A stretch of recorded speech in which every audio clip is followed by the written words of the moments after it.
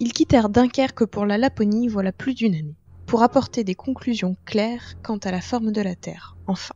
Pierre-Charles Lemonnier, Charles-Étienne Camus, l'abbé Autier, Alexis-Claude Clairaut reviennent de Suède où ils étaient partis en mission sur l'initiative de Pierre-Louis Moreau de Maupertuis, aventurier des sciences qui doit en ce moment même rendre des comptes à l'Académie des sciences. Rappelons que la vénérable institution n'est pas acquise à l'hypothèse d'une Terre plate. Les débats s'annoncent houleux. Notre envoyé spécial sur place, Pierre Alix de la Voltairine. Oui, tout à fait, chère Amélie. Nous voici devant l'entrée du 28 quai de Conti, d'où les plus éminents savants de notre royaume commencent à ressortir. Depuis quelque temps, vous le savez sans doute, Maupertuis piquait la curiosité des érudits et autres curieux que comptait Paris par des missives à ses amis les plus en vue. Il racontait, m'a-t-on confié, les conditions climatiques hostiles, l'hospitalité locale, mais surtout, il semblerait qu'il ramène des conclusions peu orthodoxes, ce qui devrait plaire à nos amis anglais. D'ailleurs, voici venir l'illustre Jacques Cassini II de la lignée Cassini. Son fils dirige l'académie actuellement. Excusez-moi. On lui doit la mesure de la méridienne de la France. Monsieur Cassini, vous semblez courroucé. Les conclusions ramenées par Maupertuis seraient-elles contrariantes?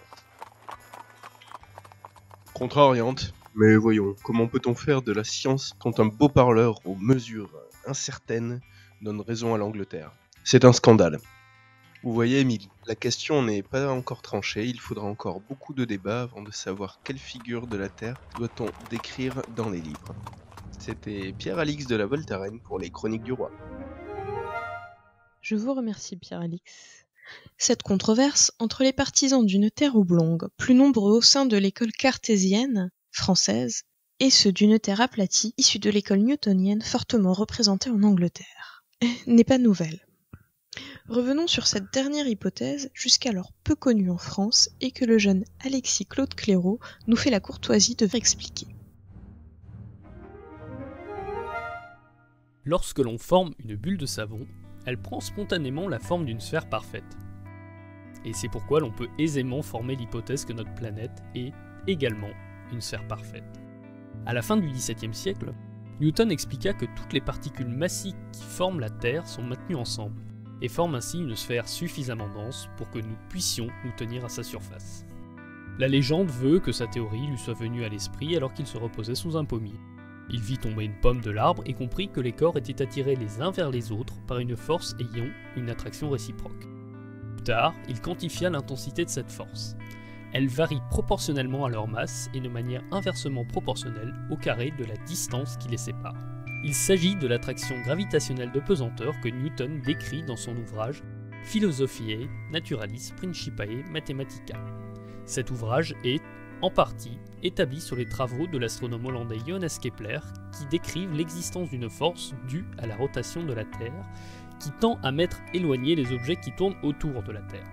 Cette force augmente avec la vitesse angulaire de l'objet en question. Plus cet objet est éloigné de l'axe de rotation, plus la force est grande.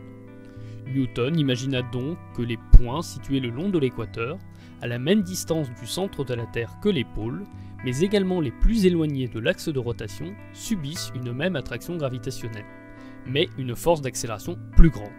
Ils seraient donc moins attirés par le centre de la Terre. Ces hypothèses sont corroborées par le fait que les oscillations d'un pendule à l'équateur sont plus longues qu'au pôle. On observe également ce phénomène en altitude. D'où l'idée d'une Terre présentant un bourrelet équatorial, une Terre aplatie, ce que confirment nos mesures. La figure de la Terre, un sujet qui mériterait un livre. Je suis moi-même en ce moment en train de traduire l'ouvrage de Newton dont vous nous avez entretenu. Et cela me laisse rêveuse, Alexis. Ne pourrait-on pas, un jour, lancer des machines dans l'espace afin d'observer la Terre d'en haut? La mesurer, en mesurer la pesanteur dont vous nous avez si bien parlé. Cela serait si exaltant. Je souhaite finir ce sujet par une note très légère, écrite en vers il y a quelque temps par mon bon ami Voltaire, depuis longtemps partisan d'une Terre aplatie.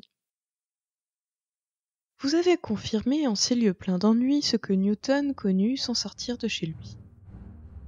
Je vous remercie, c'était Émilie du Châtelet pour les Chroniques du Roi.